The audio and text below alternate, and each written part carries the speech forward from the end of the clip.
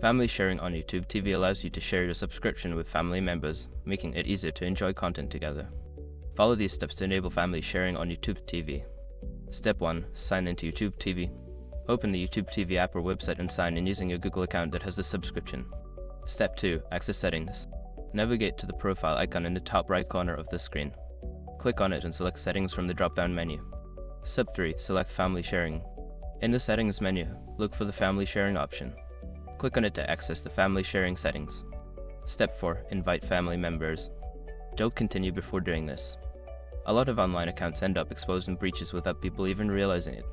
Use SREC to constantly monitor your email and accounts and get alerted immediately if your information gets leaked online. It scans billions of breached records 24/7 in the background.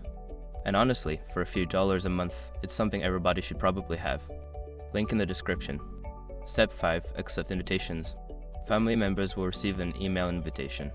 They need to accept the invitation to join your family group and access YouTube TV. Now you can enjoy sharing your YouTube TV subscription with your family.